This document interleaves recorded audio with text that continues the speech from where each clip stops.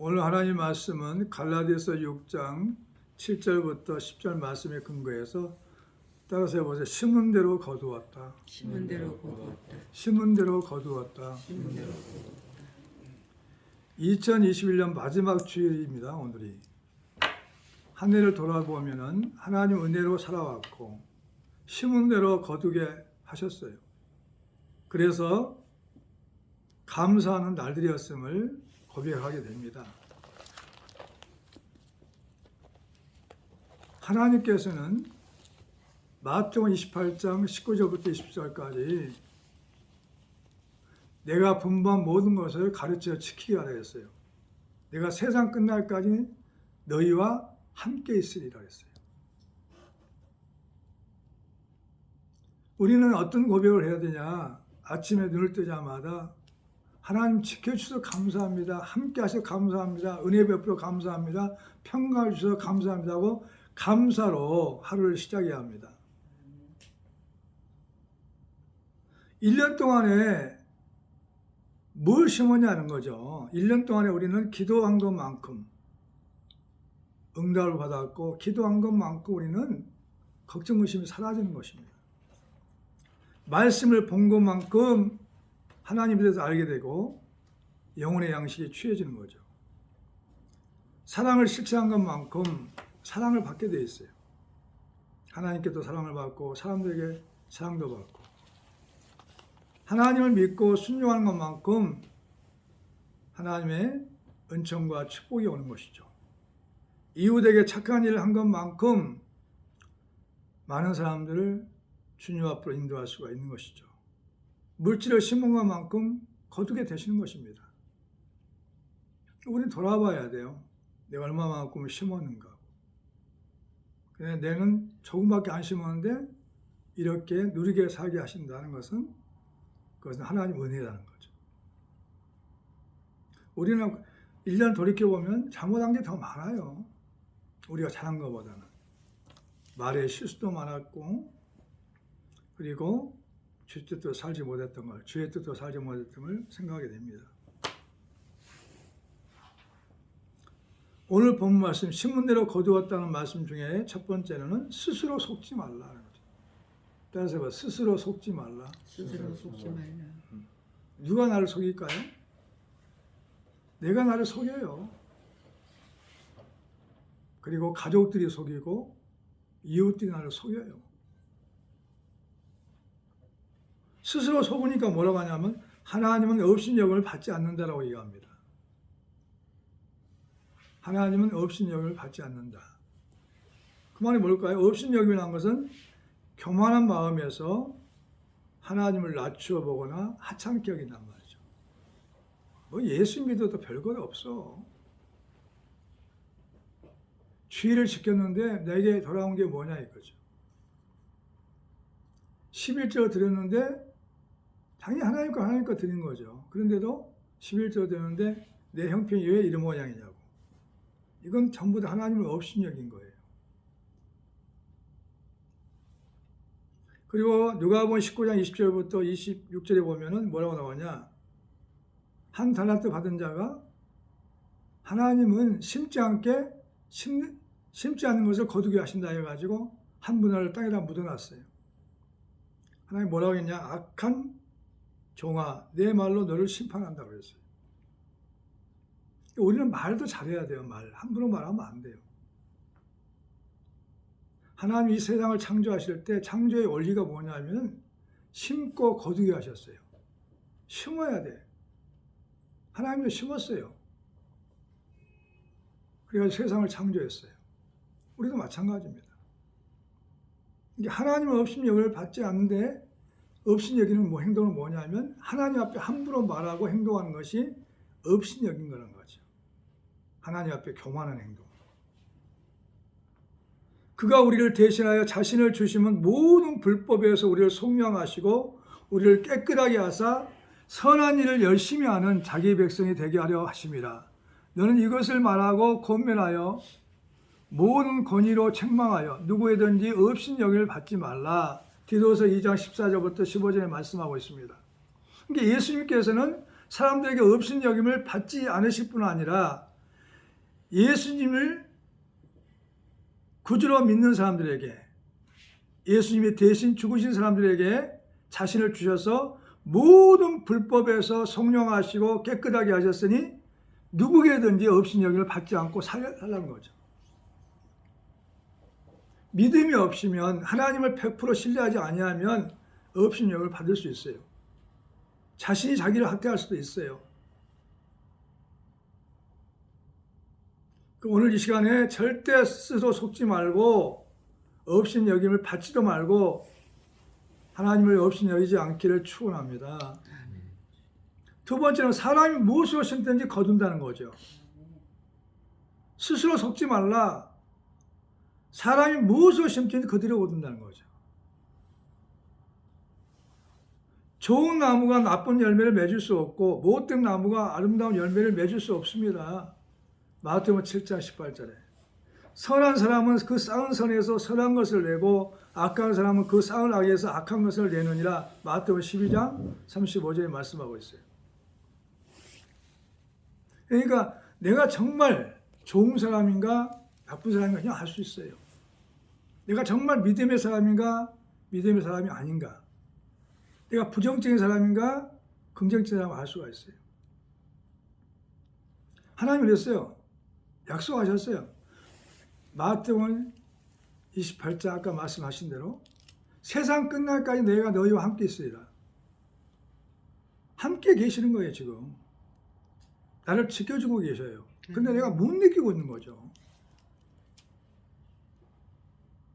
하나님, 우리가 부족할 때 하나님을 바라보게 하시는 거죠. 연약할 때 바라보게 하시는 거예요. 필요할 때 바라보게 하시는 거예요. 왜? 함께 계신 하나님께서.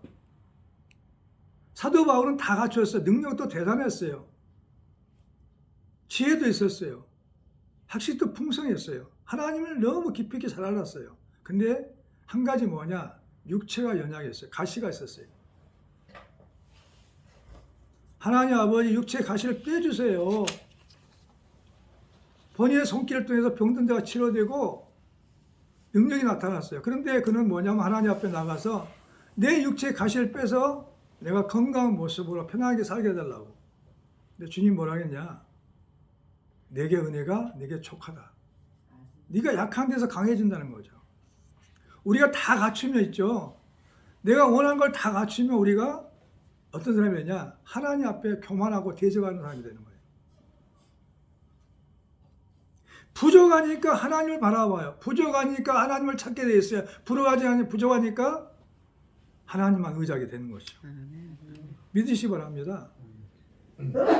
그래서 우리는 사람이 무엇을 심든지 그대로 거두는 것을 믿어야 돼. 그러니까 우리는 하나님 앞에, 사람 앞에서 은총과 기준을 받으려면은 항상 겸손한 모습으로, 온유한 모습으로 주님처럼 우리는 잘 심고 거두게 해야 돼요.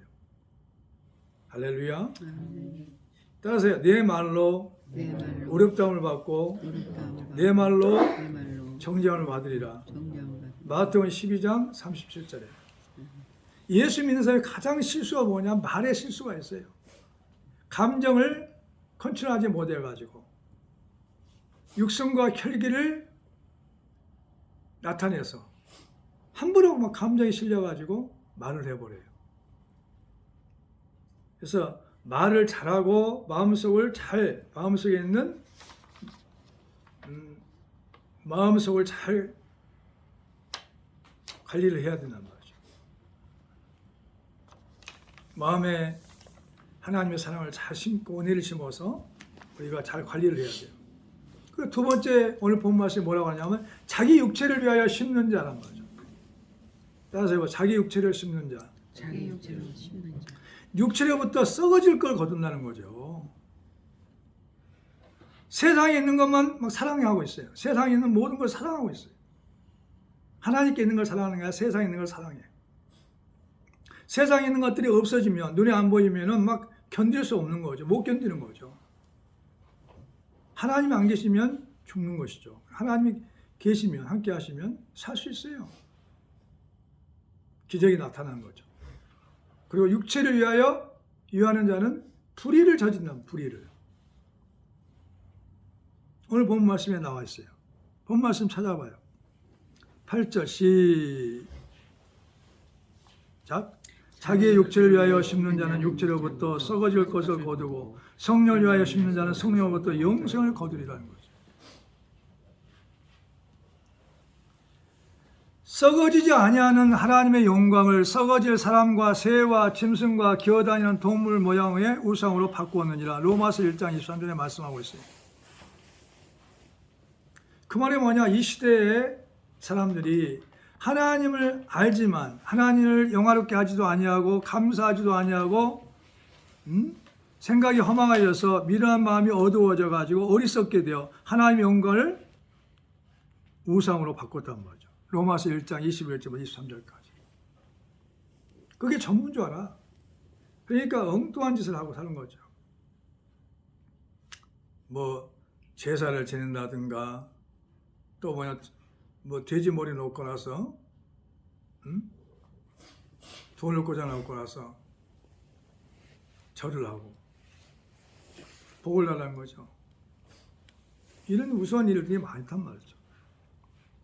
육체의 소용은 성령을 거스리고 성령은 육체를 거스르니 이 둘이 서로 대적하므로 너희가 원하는 것을 하지 못하게 하려 합니다. 갈라디아서 5장 17절에. 그러니까 육체를 위해서 우리는 사는 사람이 아니라 하나님을 위해 사는 사람들이에요. 할렐루야. 하나님을 위해 살았다니까요. 그래야 하나님 우리를 함께 하시고 도와주시는 거죠. 세상에 있는 모든 것들은 하나님의 사랑이 없어요. 이 세상이나 세상에 있는 것들을 사랑하지 말라. 누구든지 세상을 사랑하면 아버지의 사랑이 그 안에 있지 아니한다. 요한일서 2장 15절에. 이 세상에 있는 모든 것이 육신의 정욕과 암흑의 영욕과 이성의 사랑이니 다 아버지께로부터 온 것이 아니요 세상으로부터 온 것이라. 요한일서 2장 16절에. 세상으로 왔다는 건 뭘까요? 마귀로부터 왔다는 거죠. 세상에 있는 건 마귀로부터.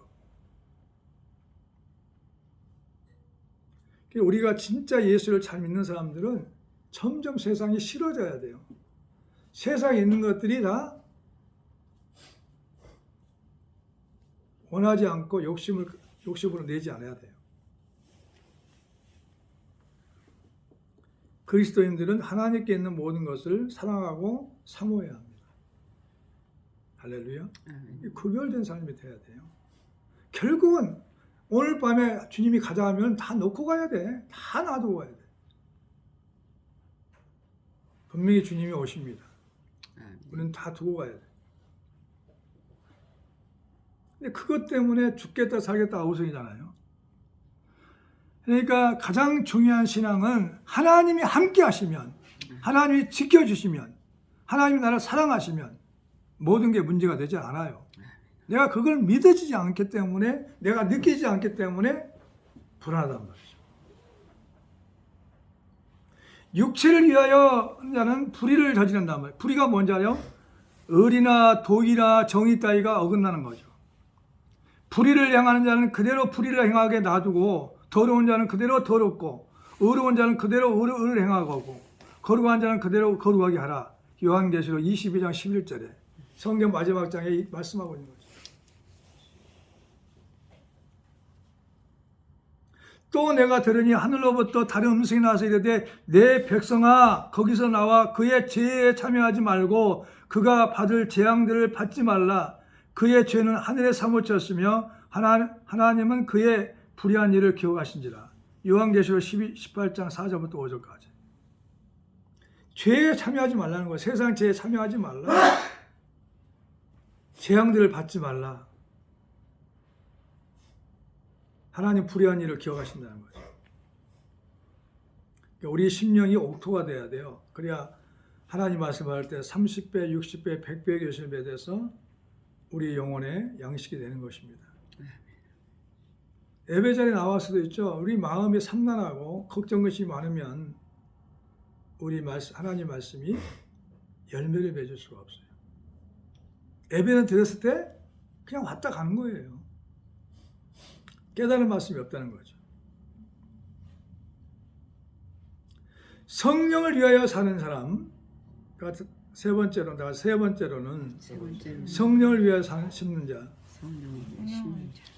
성령을 위해 심는 자는 성령을 위해 사는 사람이죠. 성령으로부터 영생을 본다. 영생. 영원히 사는 영생. 성령을 위하여 심는 자는 성령으로부터 영생을 본다. 갈라서 6장 8절에 말씀하고 있어요. 내가 이르노니 너희는 성령을 따라 행하라. 그리하면 육체의 욕심을 이루지 아니하리라. 갈라서 5장 16절에. 진짜 그래요. 성령 충만하면요 너무 행복해요. 좋은 게 없어요. 성령 충만하면.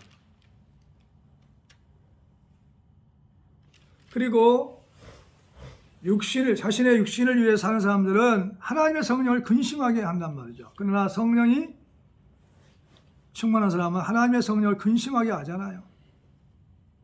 하나님의 성령을 근심하게 하지 말라. 그 안에서 너희가 구원의 날까지 인치심을 받았느니라. 에베소 4장 30절에. 성령께서 우리를 인도하신단 말이죠. 예언은 언제든지 사람의 뜻으로 낸 것이 아니요 오직 성령의 감동하심을 받은 사람들이 하나님께 받아 말한 것입니다. 베드로후서 1장 21절에. 너희는 하나님이 우리 속에 거하게 하신 성령이 시기하기까지 사모한다 하신 말씀을 헛된 줄로 생각하느냐. 야고보서 4장 5절.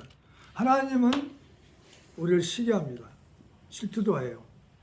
그러니까 우리는 하나님보다 더 사랑하는 것이 있으면 안 돼요.